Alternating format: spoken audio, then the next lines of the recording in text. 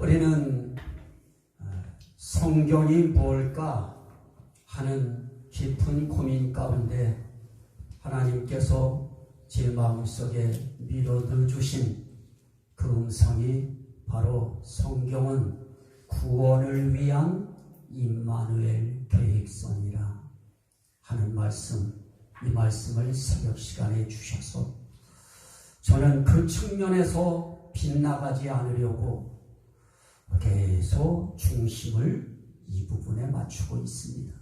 결국은 하나님은 우리가 이 땅에 사는 동안 잘 먹고 잘 입고 호화를 누리고 이렇게 사는 데에 우리 하나님의 관심이 있는 것이 아니고 하나님의 관심은 우리의 구원입니다.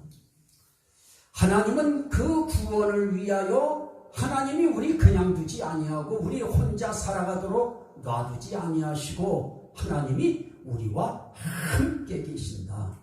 그래서 임마누엘 역사를 우리의 삶 속에 하시면서 여호와 삼마 하나님은 거기 계시다. 거기 계시다고 할 때에 스가랴서에서 말씀은 예루살렘 성읍입니다. 그런데 오늘 이 시대에 하나님은 예루살렘 성읍에만 계신 것은 아닙니다. 우리가 살고 있는 우리 삶의 인생 원저리의 인생 속에 그분은 항상 여호와 삼마 하셔서 거기 계신 것입니다. 우리가 예배당에 나와서 예배 드릴 땐 거기에 여호와 삼마 하시는 것입니다.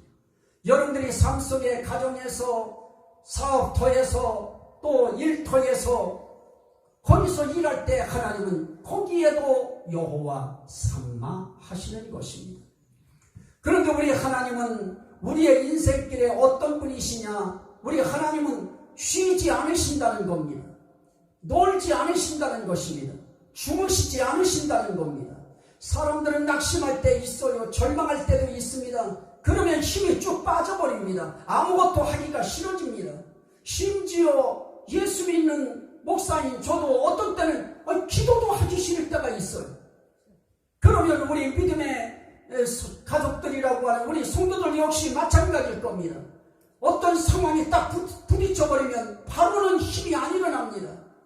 생각하고 마음을 정리하고 그럴 때 하나님께서 이런 와중에 네가 할 일이 무엇이냐라고 할 때 이 일 속에 네가 할 수 있는 일이 무엇이 있느냐라고 말씀하실 때 그때 우리는 하나님의 도움을 입을 길밖에는 아무 방법이 없습니다 라고 할 때 그때 우린 비로소 하나님을 바라보게 되고 그 하나님 앞에 나가게 되고 그 하나님을 의지하게 되고 의지하는 하나님을 향해서 기도할 수 있는 그런 마음이 일어나게 되어지는 것입니다. 그래서 오늘도 우리 하나님은 일하시는 하나님이신데 저는 그 일하시는 하나님이 약한 하나님 아닌 것입니다. 부족한 하나님 아닌 것입니다. 우리 하나님은 어떤 분이냐? 크게 3대의 능력과 힘을 가지고 그 요소를 가지고 일하시는데 그분은 전지성 지혜를 가지고 일하신다. 그리고 그분은 전능성 능력으로 일하신다.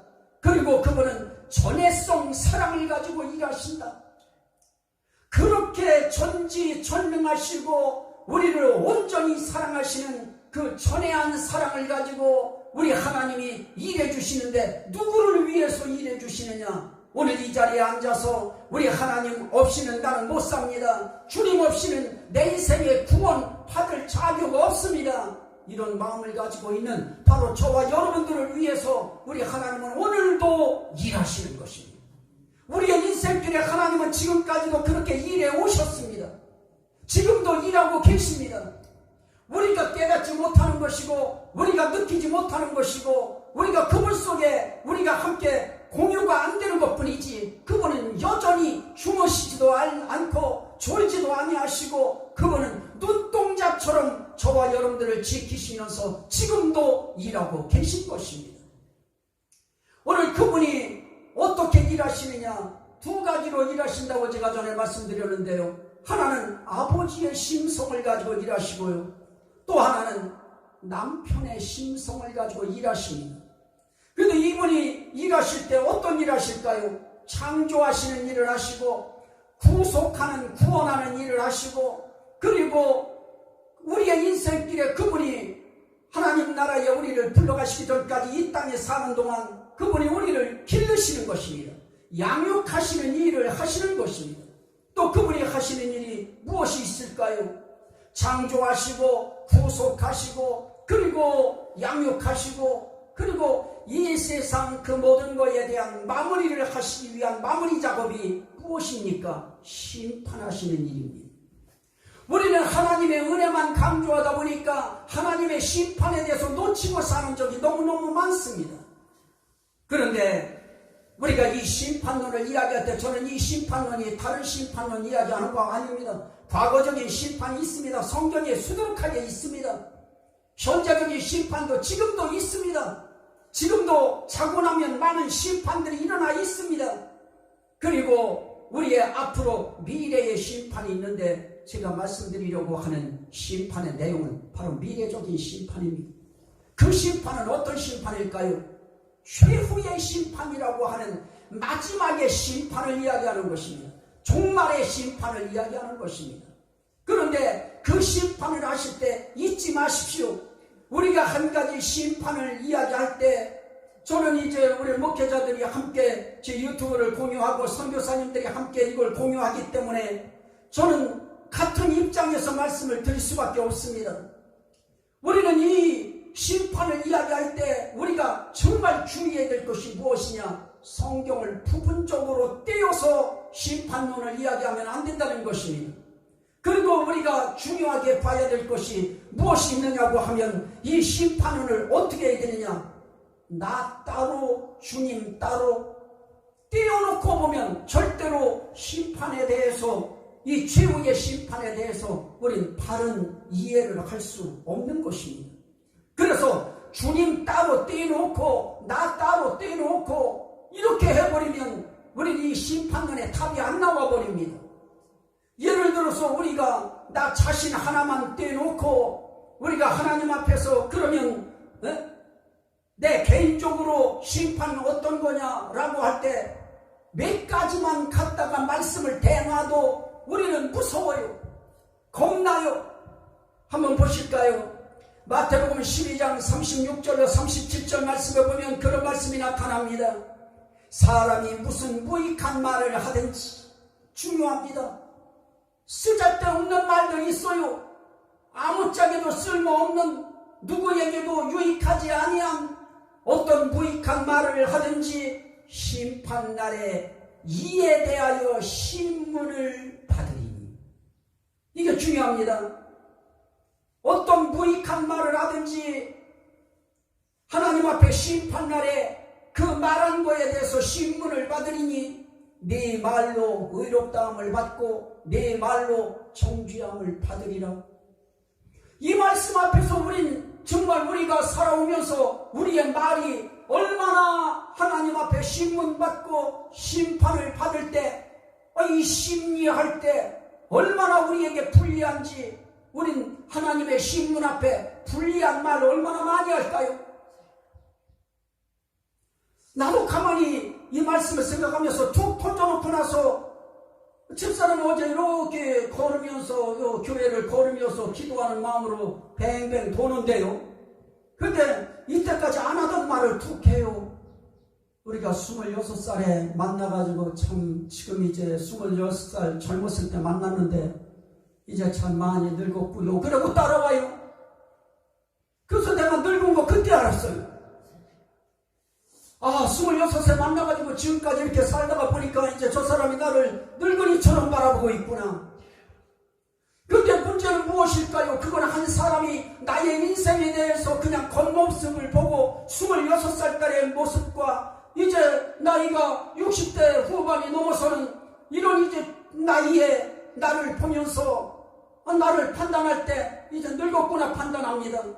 그러나 하나님은 그런 거 별로 그런 거에 문제가 안 돼요. 하나님은 네가 인생길을 살면서 어떤 말을 어떻게 했느냐, 네가 무슨 말을 하면서 살았느냐, 네가 진정 유익한 말을 하면서 살았느냐 아니면 무익한 말을 하면서 살았느냐, 따져보면 하루의 삶 속에 정말로 우리의 인생길에 하나님이 보실 때 유익한 말이 몇 마디나 될까요?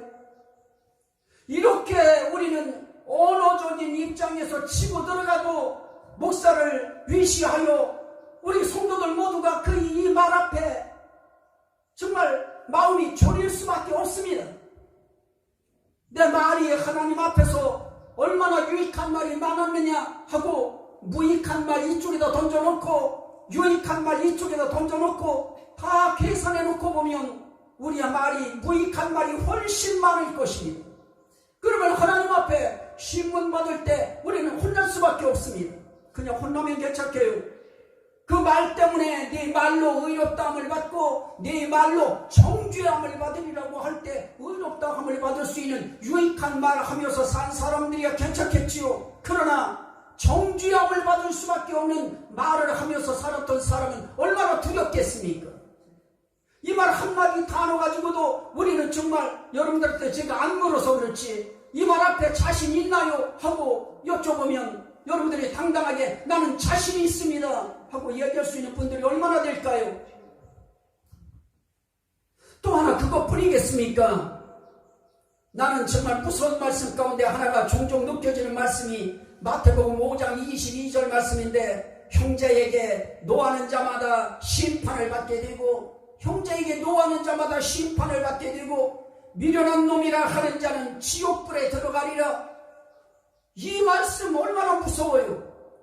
우리가 형제들한테 아이 좀 미련한 놈 나는 어떤 때는 나는 형제들이 아니라 나는 내 자식한테도요 어떤 때는 내 맘에 안 들면 아이고 낙가무라 그래요.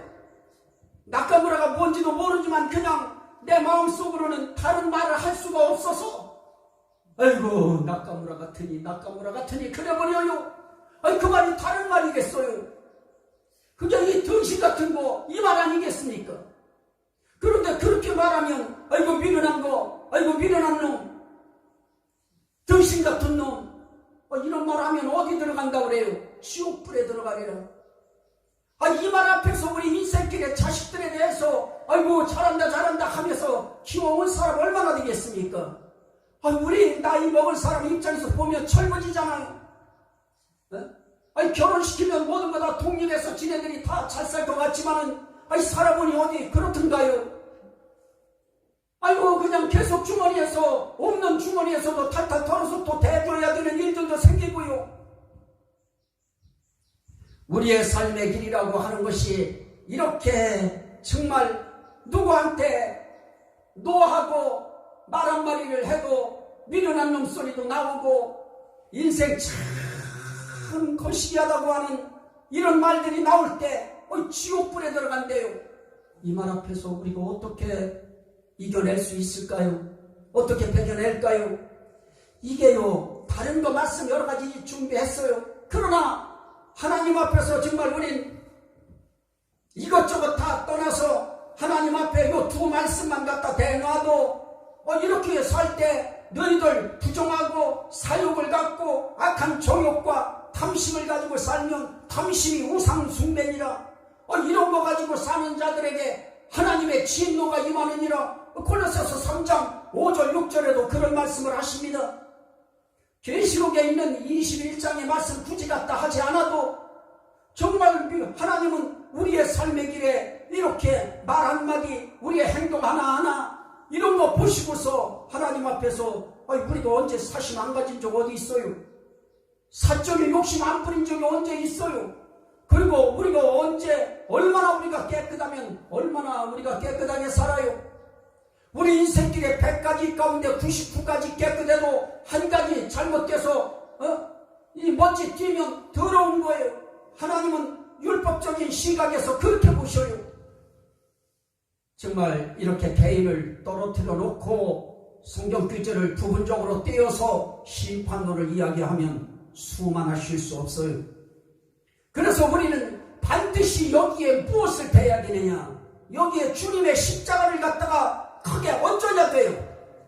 이렇게 살면 신문 받을 수밖에 없고, 이렇게 살면 지옥 갈 수밖에 없고, 이렇게 살면 영원한 불못에 떨어질 수밖에 없는데, 이런 인생들을 위하여 우리 주님이 이 땅에 오셔서 십자가에 달려 돌아가시고 나의 모든 죄를 위하여 대신 대속제물이 되셨다고 하는 건전한 복음의 십자가를 그 위에 올려놔야 오늘 우리들이 살아가면서 하나님의 은혜가 감사할 수밖에 없는 것입니다. 제가 목소리에 힘을 줘서 화난 것 같지만 화난 것이 아니고요. 정말 그렇다고 하는 것을 강조하는 것입니다. 그런데 우리들이 대부분 설교하다 보면 이런 부분적으로 말씀 떼서 아주 그 시간에 성도들을 아주 족을 쳐요. 율법으로 보면, 공의적인 시각으로 보면 천사가 하나님의 명을 따라서 진노의 심판을 행할 때 천사들은 공의로 해요. 그냥 무조건 잘못했으면 무조건 잘못한 것으로 처벌을 해버려요. 그래서 견뎌내지 못해요. 하나님이 멈춰라 하지 않으면 다 이 세상 끝장나버립니다. 하나님은 이렇게 우리의 삶의 길에 개인으로 떼놓고 보면, 부분적으로 성경을 떼놓고 보면 우린 그 앞에서 숨도 못 쉬어요. 우린 다 지옥 가야 마땅해요. 지옥 갈 수밖에 없어요. 신문 받을 수밖에 없습니다. 그런데 하나님이 신문을 위해서 최하 제가 발견한 거 더 할 수 있겠지요. 네 가지를 연결시켜야 돼요. 그 첫 번째가 뭐냐? 작정성 원리예요. 하나님은 심판할 때 작정하신 것이 있어요. 심판에 대한 작정성 원리에 의하여 그분은 심판해요. 그런데 그 작정하실 때 거기에 아버지의 심정이 들어가요. 그 작정하실 때 거기에 남편의 심성이 들어가요. 또 하나는 대표성 원리입니다. 심판은 대표성 원리에 의한 심판을 해요. 그런데 그 심판 가운데는 아담에 의한 심판도 있지만 예수 그리스도로 인하여 우리가 받게 되어지는 심판이 있어요. 또 하나는 연합성 원리입니다. 우리는 예수님과 떨어져 있는 것이 아닙니다. 예수님과 함께 엮여서 가요. 예수님과 함께 연합되어서 나가요. 또 하나는 은혜성입니다. 율법이라고 하는 율법의 공의성이라고 하는 것을 하나 잘못하면 그냥 죽어요. 잘못한 것에 대해서 벌 받아야 돼요. 그러나 거기에 하나님의 은혜가 나타나요. 그래서 이 최후의 심판을 이야기할 때에도 이 중에 어느 하나만 떼놔도 허술해요. 그래서 저는 이 부분에 관해서 이제 또 막 전하려고 하면 한 시간에 다 이거 해야 되는데 하나씩 잘랐어요. 오늘은 작정성에 대해서만 여러분들한테 하나님의 심판하실 때 하나님의 작정에 의한 심판을 우리는 받게 된다. 이 작정 속에 은혜가 있어요. 자, 한번 보시도록 합니다. 하나님께서 오늘 읽은 말씀 가운데 보면 그런 말씀이 있습니다. 알지 못하던 시대, 하나님 모르던 시대, 이런 시대는 하나님이 그냥 간과하셨거니와. 이게 뭘까요? 간과했다고 하는 것은 치밀하게 하나하나 법조문에 의거해서 따지는 것이 아니고 하나님이 대충 보고 넘어가시는 거예요. 대충 그냥 보고 그냥 거기에 그렇게 의미 두지 않고 대충 넘어가는 거, 이걸 간과하신다고 해요. 하나님이 우리가 알지 못하던 시대에는 그렇게 간과하셨어요. 그런데 이제는 어디든지 사람에게 다 명하사 회개하라 하셨으니 이제 여기서 우리에게 회개의 신앙이 다시 한번 일어나야 됩니다. 하나님께서 회개하라 하셨으니 왜 그러셨을까요? 이는 정하신 사람으로 하여금 천하를 공의로 심판할 날을 작정하시고, 정하신 사람으로 하여금 하나님께서 천하를 공의로 심판할 날을 정해놓으셨는데 그 정한 날에 정하신 사람으로 하여금 천하를 심판하게 하신다. 그 천하를 심판하게 하실 때 하나님께서 정하신 사람이 있어요. 작정하신 사람이 있어요. 그게 누굽니까? 하나님의 아들 사람이신 그리스도 예수시다. 사람이신 그리스도 예수시다. 우린 예수님께서 하나님 나라에 지금 이제 올라가셨을 때 하나님으로 계시다 이 땅에 오셨다가 승천하셨기 때문에 하나님의 신분으로 돌아가신 것이다. 이렇게 혹시 목사님들, 선교사님들 말씀하시는 분이 있다고 하면 우리 한번 교정합시다.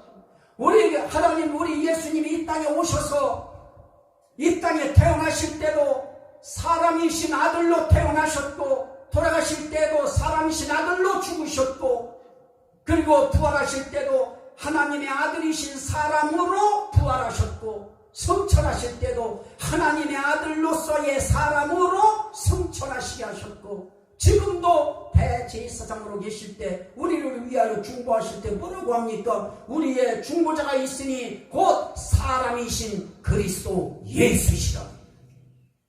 하나님께서 작정하셨어요. 우리를 신문하고 심판할 수 있는 사람도 작정하시고요, 그리고 그 날도 작정하셨어요. 그날을 사람들은 알고 싶어해요. 그런데 하나님은 말씀합니다. 그날은 너희들 모른다. 우리 예수님도 말씀합니다. 하늘의 천사도 모르고 아들도 모르고 오직 아버지만 아시느니라. 그래서 구약 성경에서는 그 말씀에 대해서 이렇게 이야기합니다. 스가랴 14장 7절 말씀에 여호와께서 아시는 한 날, 여호와께서 아시는 한 날. 사람은 몰라도 하나님이 아시는 한 날이 있어요. 결정하신 분만 아시는 한 날이 있어요. 이 날에 하나님은 심판할 자를 정하셨어요. 심판하게 하실 자를 정하신 것이죠. 그분이 누구시다고요? 우리 예수님이신 것입니다. 예수님이 우리 심판해요. 아니, 판사가 심판을 하고 판단을 내린다고 할 때도 아는 판사가 나에 대해서 판단을 내려준다고 할 때 뭔가 마음에 기대감이 있지 않겠습니까?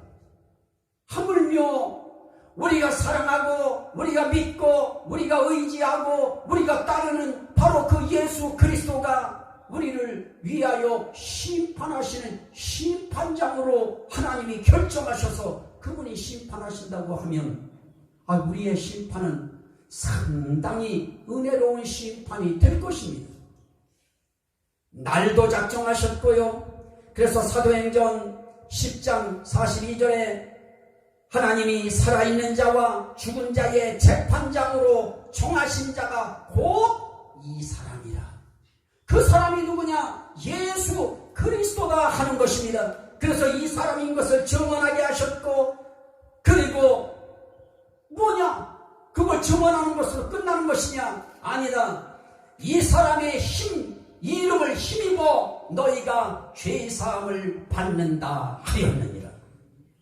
우리를 위하여 재판하실 재판관이 결정됐어요. 작정됐어요.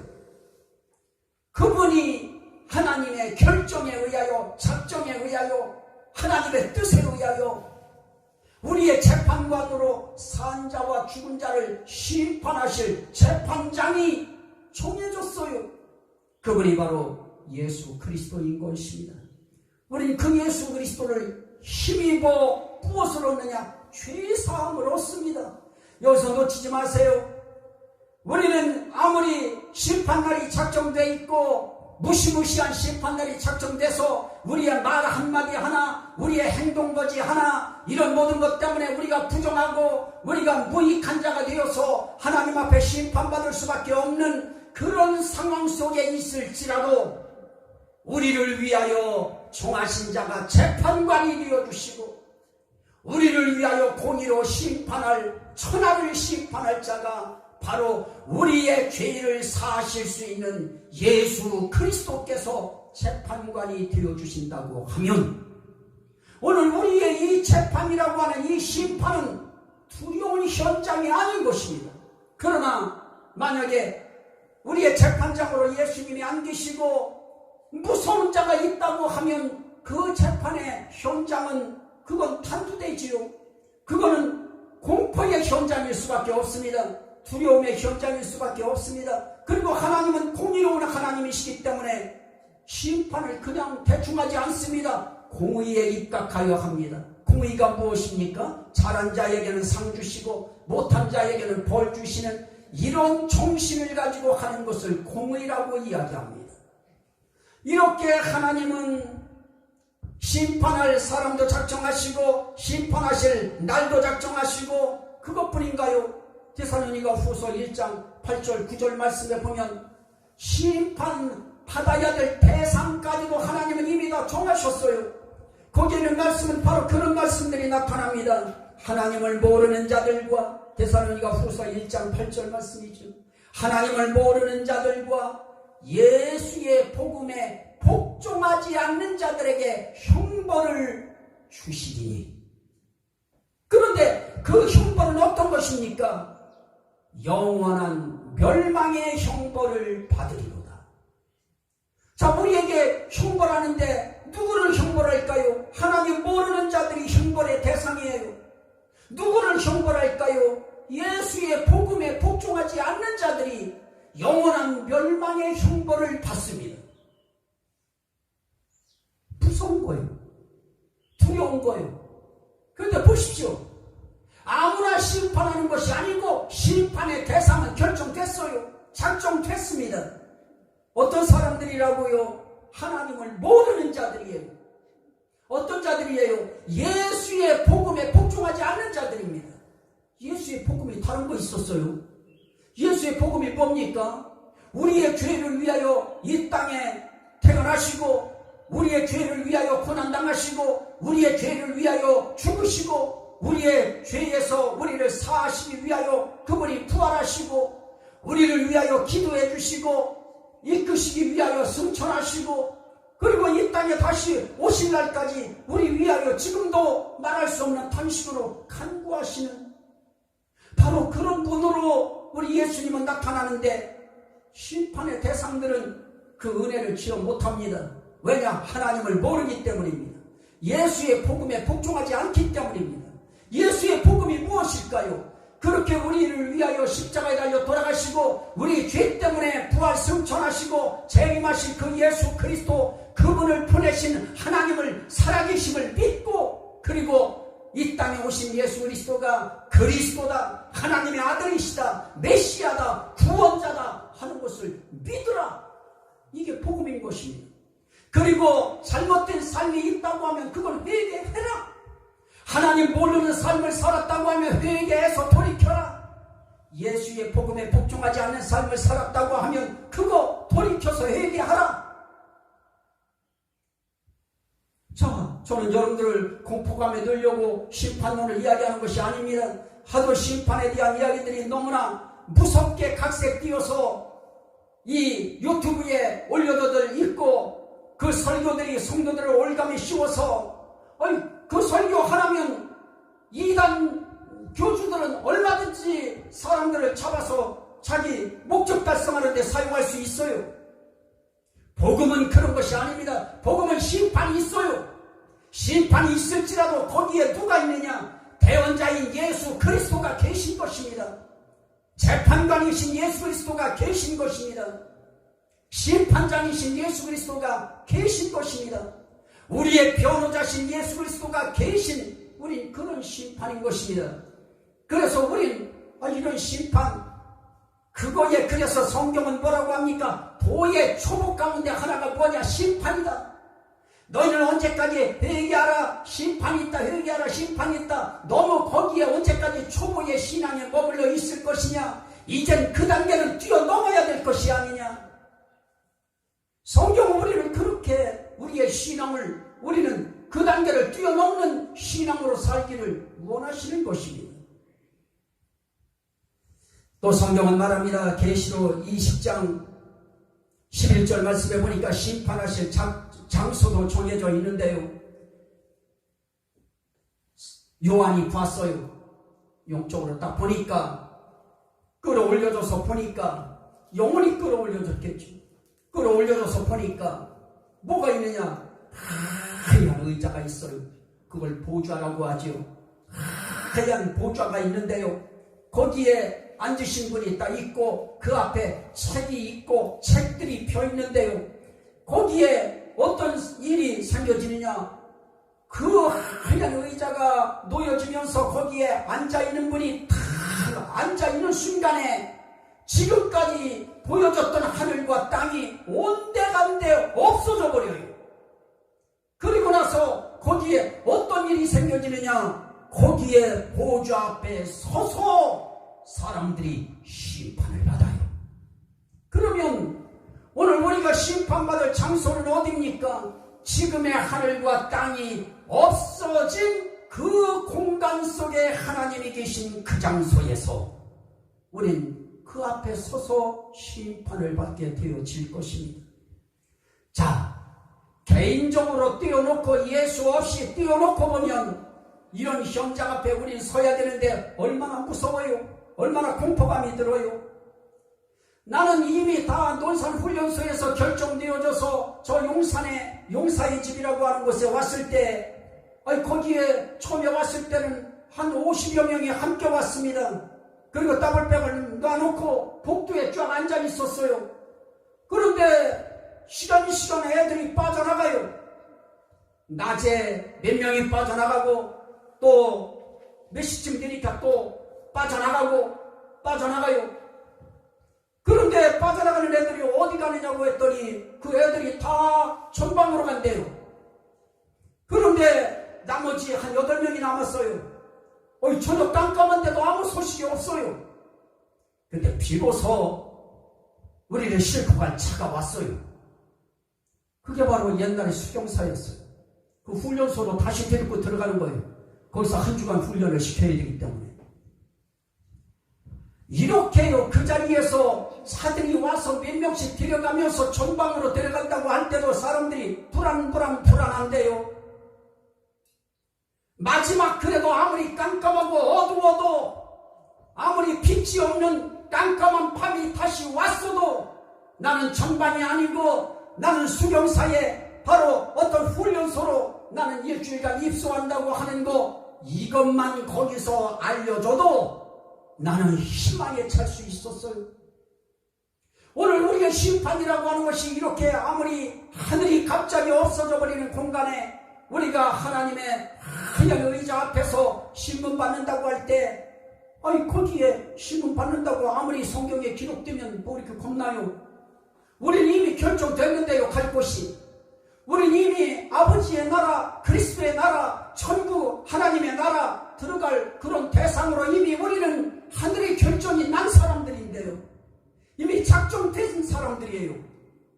그런데 우리에게 불안하고 두렵고 그런 말씀이 떨려야 될까요? 물론 그렇다고 해서 너무 무감각해도 아니겠지요. 이렇게 두렵고 무서운 현장 속에 있어야 됨에도 불구하고 나는 그 현장의 참여자가 아니고 나를 위하여 작정된 곳이 있다고 하는 것이 감사한 거 아니겠습니까? 우리가 뭐 잘해서 그런 대상 속에 속했을까요? 그렇지 아니한데도 우린 그런 사람이 되어질 수 있었던 것입니다. 그래서 성경은 이렇게 이야기합니다. 거기에 대해서 성경은 몇 가지로 얘기해요. 그럼 작정이 어떤 작정이냐라고 할 때 예수님에 대한 작정이 있어요.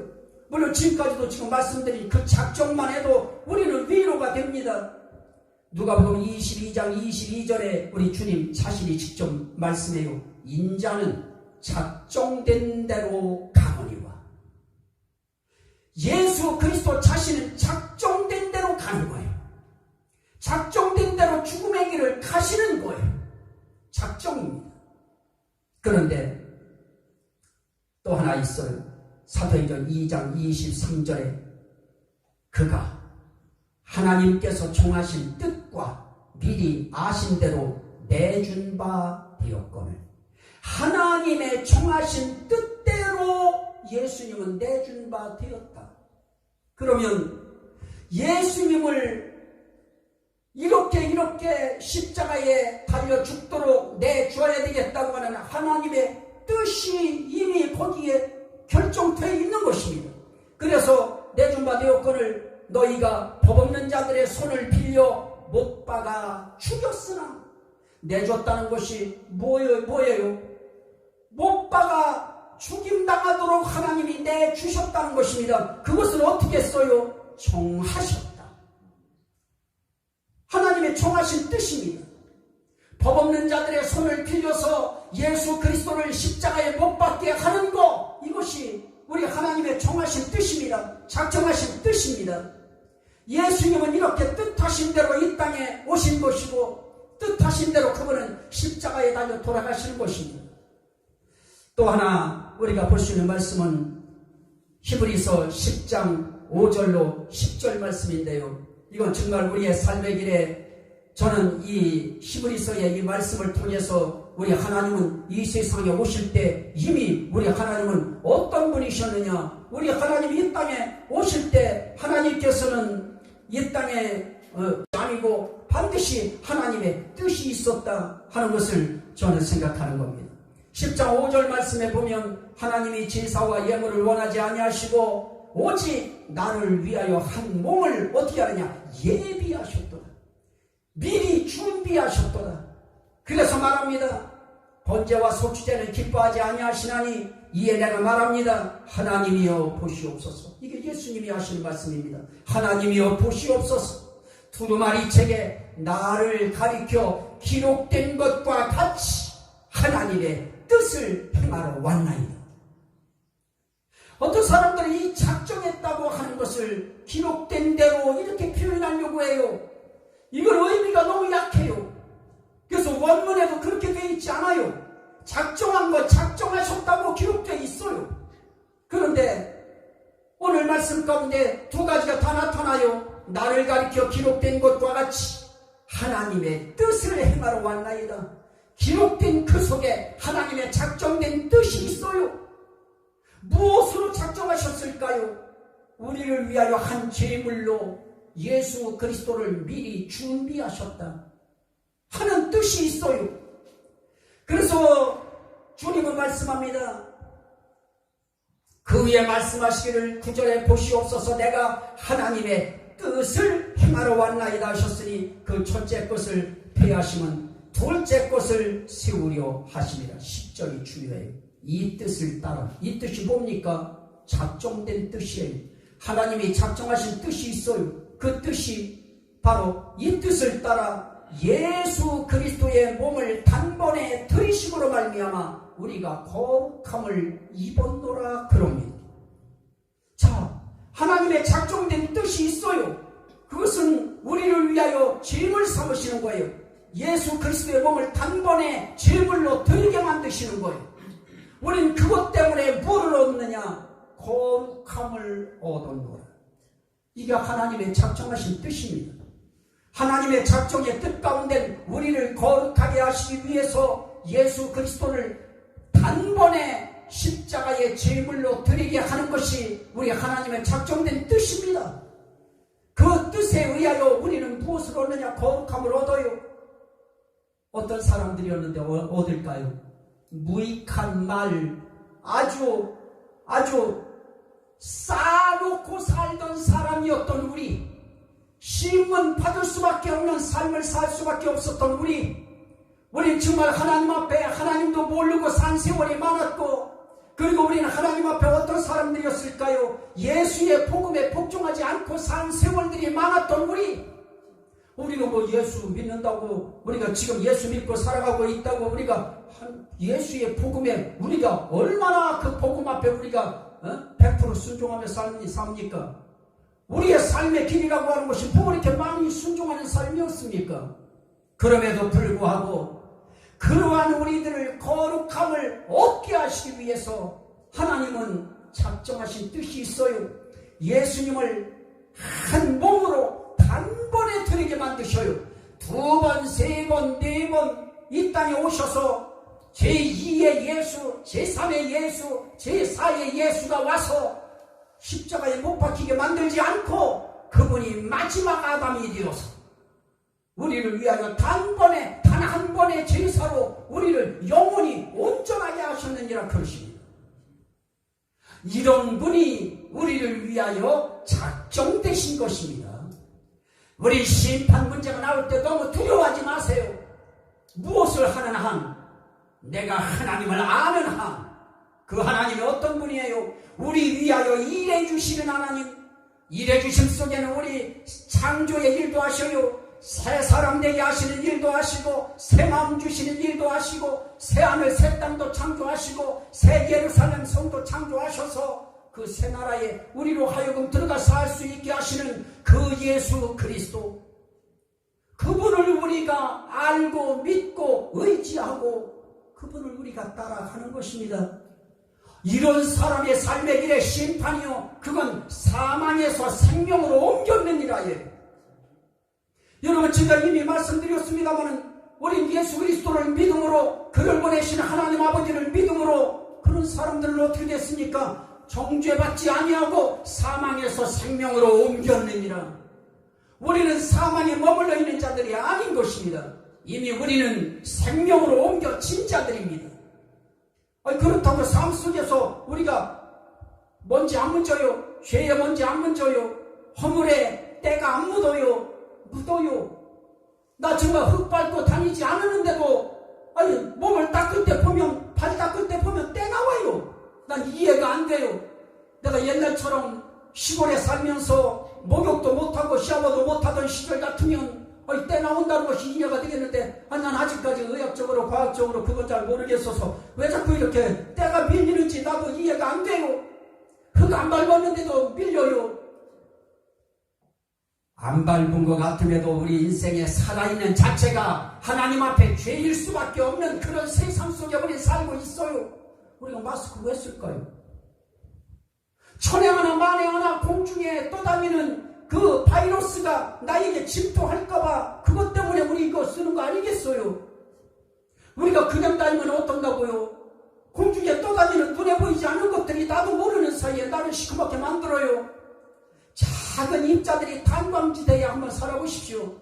거기에 보면은 아무리 하얗게 빨래를 해놔도 그거요, 걷기 전에 이미 새카만 물이 들어버려요. 우리도 모르게 죄악 세상을 살고 마귀가 살고 지배하는 세상에 살다 보면 우리도 모르게 죄들이 많이 묻어 있어요. 그래서 우리는 하나님 앞에 기도하는 것입니다. 내가 알고 있는 죄는 빨리빨리 또 회개하고, 알지 못하는 죄는 주님께 또 맡기면서, 이것까지도 우리 주님이 다 십자가에서 씻어주심을 믿습니다. 이것도 이겨낼 수 있는 힘을 주시기를 원합니다. 이렇게 우리 주님 앞에 다짐도 하면서 소원도 하면서 우리 그렇게 또 예수 그리스도에 대한 이 복음에 순종하는 마음을 가지고 살아가는 것입니다. 예수 그리스도의 복음은 다른 거 없어요. 우리의 윤리적 행동 아니에요. 그거는 지극히 시업적인 것입니다. 가장 중요한 문제는 믿음이에요. 그 예수를 믿어 드리는 거예요. 그 재판장을 믿는 거예요. 우리에겐 그분이 재판장이 되시는 것을 믿어 드리는 거예요. 10절 말씀도, 이사야서 53장 10절 말씀도 역시 마찬가지입니다. 53장에 있는 이 말씀에 53장이 뭡니까? 예수님이 십자가에 못 박혀 달려 돌아가실 부분에 대해서 말씀하신 것인데요. 그분은 결국 그분 자신 때문에 그런 어려운 일 당한 거 아니에요. 그는 실로 우리의 질고를 지고 우리의 슬픔을 당하였거늘 우리는 생각하기를 그는 징벌을 받아 하나님께 맞으며 고난을 당한다 하였노라. 그런데 아니다. 그가 찔림은 우리의 허물 때문이요 그가 상함은 우리의 죄와 허물 때문이라. 그가 징계를 받음으로 우리는 평화를 누리고 그가 채찍에 맞음으로 우리는 나음을 받았도다. 우리는 예수님이 자신의 죄값으로 십자가에 달려 돌아가신 것으로 알고 있는데 그건 아닌 것입니다. 그분이 찢기고 상하고 고난당하신 모든 것은 다 우리의 죄 때문이고 우리의 허물 때문이고, 그분의 맞으심 하나까지도 우리의 질병 때문에 맞으셨다라고 말씀합니다. 우리는 그래서 이 예수를 믿어 드려야 되는 것입니다. 예수님이 내 병 때문에 채찍에 맞으셨고, 예수님이 내 죄 때문에 그분이 고난을 당하셨고, 그분이 찔린 것은 우리의 허물 때문에 찔리신 것이다. 창에 찔리신 거 하나, 이 모자에 이 가시 멸관에 찔리신 거 하나, 그 모든 것까지도 내 허물 때문에 찔리셨다. 그분이 상한 거, 고난당한 거 다 내 죄 때문이었다. 그분이 징계받은 거, 우리를 평화를 누리게 하기 위해서 그분이 그렇게 된 것이다. 이것을 우리가 믿고 그분에 대한 은혜, 십자가의 은총에 대해서 우리는 인정해 드리고 믿어 드리고 그리고 고마워하고 감사하는 것입니다. 그래서 성경은 말씀합니다. 예수님은 그렇게 그런 상황 속에 들어갈 때 그분은 뭐라고 하느냐? 여호와께서 그에게 10절에 상함을 받게 하시기를 원하사 질고를 당하게 하셨은즉 그의 영혼을 속건 제물로 드리기에 이르면 그가 씨를 보게 되며 그의 날은 길 것이요 또 그의 손으로 여호와께서 기뻐하시는 뜻을 성취하리로다. 하나님의 뜻이 지금 말씀드린 것처럼 채찍에 맞으시고 상하시고 찢기시고 고난당하신 모든 것, 우리의 허물과 죄, 우리의 질병 하나까지 문제를 위해서 그분이 십자가에 달려서 돌아가시는 일련의 과정을 치르시는 것입니다. 이게 속건제물로 대신 우리 때문에 드려지시는 것입니다. 여기에 하나님의 기뻐하시는 뜻이 있는데 예수님도 그 기뻐하는 뜻을 이루시는 것입니다. 하나님의 작정인 것입니다. 그래서 12절 말씀에 보면은 11절에 그가 자기 영혼에 수고한 것을 보고 만족하게 여길 것이다. 우리 예수님은 이 땅에 오셔서 그런 고난당하시고 십자가에 달려 돌아가시면서도 아유 내가 왜 저런 인간들을 위해서 내가 이렇게 당해야 돼? 원통에 이르시지 않습니다. 그거를 오히려 만족하게 여기시고 기쁘게 여기시고 해야 할 일을 마땅히 한 것으로 여겨주시는 것입니다.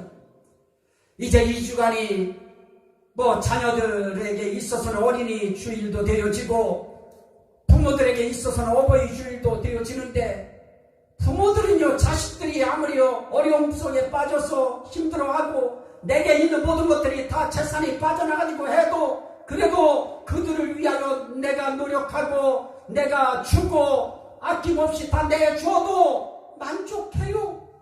기뻐요. 우리 인생길에 있어서 우리가 정말 무엇 하나 만족하게 자녀들 위해서 우리가 뭐 해줄 수 있었을까요? 우리 살아온 저와 여러분들의 세대라고 하는 것이 저보다도 더 어려웠던 세대에 태어나신 분들도 계시니까요. 그 시대가 녹록한 세대였습니까? 얼마나 살기 힘들었어요. 지금은 손자들 보고 손녀들 보면 막 이뻐 죽을 것 같아요. 막 심장이 벌렁벌렁 뛰고 그 아이가 보면 막 너무 이뻐요. 정말 그런 상황 속에 지금 우리는 그런 마음의 여유를 조금 가져요. 그러나 당대에는 우리 자식들에 대해서 정말 그렇게 아이들에게 만족하게 우리 못해줬어요. 난 그래서 그 아픔도 지금도 있어요. 신방 한번 가려고 하면은 신방이 그게 편한 거예요. 애들 둘 달고 다닐 수도 없고요. 문 밖으로 걸어 잠궈 놓고 그 조그만 기는 애들 방에다 둘 놔두고요. 그리고 신방 갔다 오면 아이고 세상 애들이 그때의 자기들의 그 상황을 모르니까 우리도 그냥 넘어가죠. 그래서 난 지금 그래요. 애들한테 우리 집사람한테도 무조건 인류로 해줬다고 그래요. 기억도 못하는 애들이 그 아이들 데리고요 정말 철 따라 시간 따라서 어린이날 되면 어린이날 버스를 몇 번씩 갈아타고 놀이동산도 데리고 가고요 해변가도 데리고 가고요. 나중에 물어보니까 모른대요. 우리 그렇게 힘들었는데 모르는 거예요. 그들은 알 수 없는 거예요. 난 지금도 그래요. 나도 지금도 우리 어머니 전화 내가 먼저 해드리는 적이 거의 없어요. 어머니가 먼저 하셔요. 진짜 나빠요. 내가 생각해봐도 그분은 여전히 내 걱정해요. 바람만 불어도 걱정하고 비만 오는 날 전화하셔서 비만 와도 걱정하고요. 이런 병 댕긴다고 하면은 이것 때문에 막 걱정하고 어디 나가지 말라고 그러고요. 우리 인생살이에 부모들은 또 그런 마음이 있어요 애틋함이. 그래서 제가 한번 여쭤봤어요. 내 나이가 지금 이렇게 됐는데 엄마는 지금 내 나이 어떻게 보이냐고. 애기 같대요. 애기 같다고 하는 사람 앞에 고개 들고 어른 행세하려면 얼마나 웃기겠어요. 그럼에도 부모들은 만족하지 못해요. 자녀들에게 못해준 것만 생각나고 아파하고 괴로워해요. 말만 안 하다 뿐이지 그 속은 썩어 들어가요. 우리 자녀들의 입장에서도 그래야 되겠지요. 그런데 부모들의 그 마음을 천행하나 만행하나 이해가 되어질까요? 자기들 또 살기 바빠서 지금 또 부모님 걱정할 겨를도 없어요. 있는 돈 안 빼가면 다행이지요. 그럼에도 불구하고 우리 부모들은 또 만족해요. 그렇게 해주고 나서도 기뻐해요. 아이고 우리 집사람도 줄 것도 없으면서 뭐 이렇게 가져가라고 그래요. 나는 휴지통 한 달에도 갖고 있어야 쓸 것 같은데 막 주어요. 가져가래요. 그때도 가져가라고 한 것 같은데 또 가져가래요. 부모 마음이겠지요. 언젠가 먼 훗날 자기들이 살다 보면 우리 나이 언저리쯤 와보면 뭔가 느낌이 가겠지요.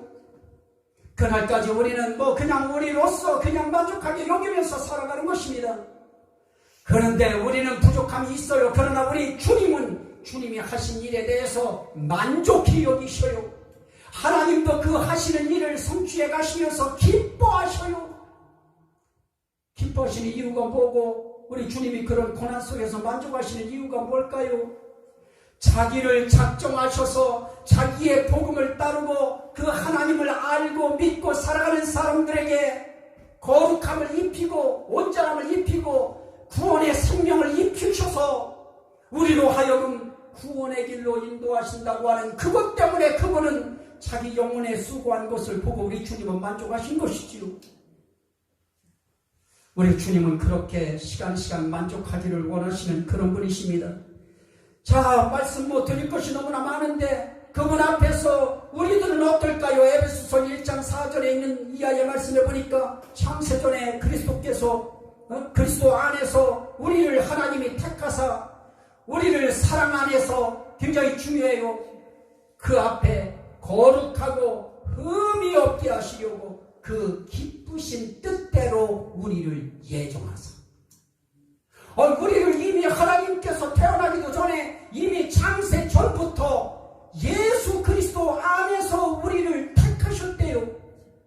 이 택함 선택의 교리가 중요한 겁니다. 저는 군대 가보니까 알겠어요. 제가 다른 사람들보다 건강하지도 못했어요. 하체도 튼튼하지도 못하고요. 할 줄 아는 것도 많지도 않았고요. 보니까 막 그냥 일도 다들 잘해요. 근데 나 못하는 거 투성인데 어떤 사람들은 전방에 가서 죽으라고 고생했고요. 우리는 서울에 있을 때 그냥 보일러 떼고 살았어요. 그 시절에도 보일러병이 있어가지고 숙소에 보일러가 들어와서 따뜻했어요. 그런데 예비군 훈련 받으러 저 철원에 동성에 있는 지역에 예비군 훈련 가봤더니 거기에 부대에 막사에 한번 들어가 보니까 초계탄인가 그때 그거 떼고 있어요. 내가 잘나서가 아니에요. 이미 논산 훈련소에서 이미 어떻게 됐나요? 예정됐어요. 택함 받았어요. 하나님 앞에서 오늘 우리들이 택함 받아서 정말 주님 앞에 그 앞에 거룩하고 흠이 없게 하시려고 우리가 미리 예정 입었다고 하는 사실에 우리는 감사해야 되는 것입니다. 난 그래서 이 심판 사상 속에 우리를 선택하기로 작정하시고 예정하신 이 하나님의 사랑 그 앞에 하나님의 심판대 앞에 거룩하고 흠이 없게 하시려고 우리를 예정하시고 택하셨다는 거예요. 그래서 자기의 예수 그리스도로 말미암아 자기의 아들들이 되게 하셨으니 예수 그리스도를 통하여 그로 말미암아 우리를 자기의 아들들이 되게 하시려고 에베소서 1장 4절로 6절 말씀 우리를 자기 자녀 삼기 위해서 우리를 창세전에 택하셨대요. 여러분들을 택하셨다는 것입니다. 이러한 택함의 신앙 이거 가진 사람들 그거는 끝인가요? 로마서 8장 27절로 30절에 보니까 또 미리 정하신 그들을 부르신 그들을 또한 의롭다 하시고 의롭다 하신 그들을 또한 영화롭게 하셨느니라. 그분이 정하셨어요. 그분이 우리를 하나님의 자녀로 예정하셨어요. 예정하신 그들을 그냥 두지 않고 이렇게 부르시는 거예요. 상황과 사건과 여건 통해서 우리를 불러주셔요. 부르시는 우리를 어떻게 하시느냐? 의롭다 하셔요. 니네가 의롭다. 니네가 의인이다. 그러면서 우리를 앞으로 영화롭게 하셔요. 그게 뭡니까? 우리 구원의 생명 주셔서 우리 구원하시는 거 아니시겠습니까? 부활체의 영광을 입혀주시는 거 아니시겠습니까? 그러면 이 심판을 통해서 무익한 말 하지 말아라. 무익한 말하면 심판받는다. 이렇게 끌고 가는 것이 더 복음적일까요? 아니면 신문 있는 것 당연한데 그럼에도 불구하고 우리에게 하나님께서 심판하실 예수 그리스도를 작정해 주시고 그분을 우리에게 변호자로 세워주시고 그분 통해서 우리를 그분 안에서 이미 창세전에 택해 주신 하나님의 사랑이 그 하나님의 작정하신 뜻 속에 흘러왔다고 하는 것이 더 복음적일까요? 그래서 우리 할 일은 뭡니까? 우리가 생활 주님 앞에서 정하게, 옳게, 바르게 주님 뜻대로 다 살지 못함에도 불구하고 에베소서 1장의 6절에 뭐라고 말씀합니까? 이런 사실을 너희들이 알았다고 하면 그가 사랑하시는 자 안에서 우리에게 거저주시는 바 그의 은혜의 영광을 찬송하게 하려는 것이라. 우리 할 수 있는 거 이거밖에 없어요. 우리가 뭐 헌신하고 봉사하고 한다 해도 그거는 진짜 작은 거예요. 우리 하나님이 진짜 원하시는 건 뭘까요? 그분이 하시는 은혜의 영광을 찬송해 드리는 거예요. 우리 위해서 해주신 그 놀라운 작정의 은혜의 영광을 찬송해 드리는 거예요. 우리 위해서 작정되어진 금음이 제물로 드려주신 그 놀라운 은혜의 영광을 우리가 찬송하는 거예요. 우리가 부모님들한테 우리가 받고 싶은 말이 뭐 있어요? 그들 우리한테 뭐 용돈 뭐라 넣어줄 거 생각하지 마세요. 그냥 우리는 그들이 입 빨린 말 같지만 말 속에 고맙습니다, 감사합니다. 그래서 어버이날 만들어 놓은 거 다행이에요. 그날 없으면은 꽃 걸어주면서 사랑합니다 의미 표현도 애들 못해요. 그냥 지나가요. 찬송하는 거예요. 우리 아이는 그거밖에 없어요. 그래서 교회로 부르셨어요. 불러서 우리는 하나님 앞에 그래서 찬송하는 거예요. 그분의 감사함을 감사 고백하는 거예요. 이런 삶 속에 이 심판을 작정하신 하나님의 사랑의 뜻이 우리를 자녀 삼기 위하여 예수 그리스도를 십자가의 제물로 드리기로 작정하셨다고 하는 이 하나님의 깊은 사랑의 마음이 저와 여러분들의 가슴을 더 두드려서 그래, 그분 은혜 감사히 여기며 살아야지, 이런 자세로 저와 여러분들의 인생길이 더 찬송하는 인생길 되시기를 주의 이름으로 간절히 축원합니다. 아멘. 우리 주여 성창아 우리 같이 한번 감사기도 한번 드립니다. 주여